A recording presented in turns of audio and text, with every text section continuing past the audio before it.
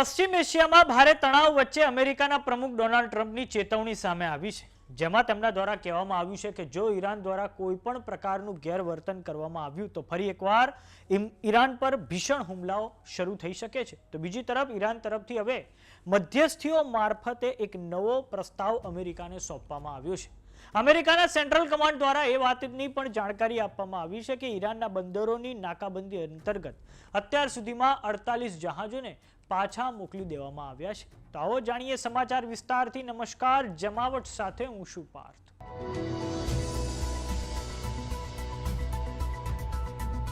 Iran દ્વારા મધ્યસ્થીઓ મારફતે એક પ્રસ્તાવ અમેરિકાને સોંપવામાં આવ્યો છે.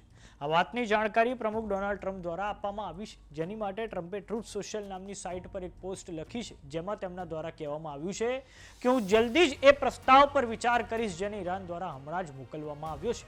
પરંતુ મને નથી લાગતું કે આ પ્લાન મંજૂર થશે, કેમ કે પાછલા 47 વર્ષોમાં ઈરાને માનવતા અને દુનિયા સાથે જે કર્યું છે તેની માટે તેમને કોઈ મોટી સજા નથી થઈ.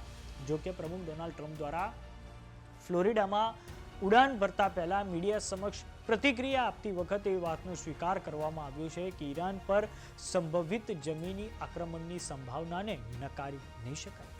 હવે દર્શક મિત્રો, આપણે જાણીએ કે ઈરાન દ્વારા અમેરિકાને જે પ્રસ્તાવ સોંપવામાં આવ્યો છે તેમાં કયા કયા મુદ્દાઓનો સમાવેશ થાય છે.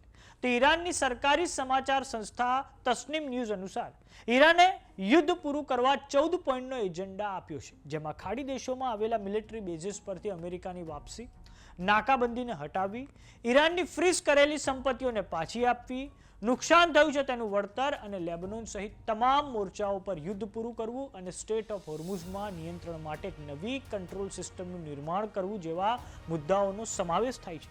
જો કે આ પ્રસ્તાવમાં પરમાણુ કરારોને લઈને વાતચીતને ટાળી દેવામાં આવી છે. આપણે એ પણ જણાવી દઈએ કે અગાઉ જે વાતચીત એટલે જ અટકી પડી હતી કેમ કે ઈરાન તેના પરમાણુ હથિયારો અને જે બેલિસ્ટિક મિસાઇલો છે તેને લઈને કોઈ પણ પ્રકારનું કોમ્પ્રોમાઇઝ કરવા તૈયાર નથી.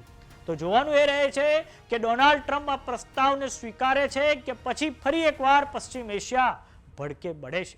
તો બીજી તરફ અમેરિકાના સેન્ટ્રલ કમાન્ડની ઈરાનના બંદરોની નાકાબંધી ચાલુ જ છે, ત્યારે અમેરિકાના સેન્ટ્રલ કમાન્ડ દ્વારા સત્તાવાર જાણકારી પ્લેટફોર્મ એક્સ પર આપવામાં આવી છે, જેમાં તેમના દ્વારા લખવામાં આવ્યું છે કે પાછલા 20 દિવસમાં ઈરાનના 48 જહાજોને પરત મોકલવામાં આવ્યા છે.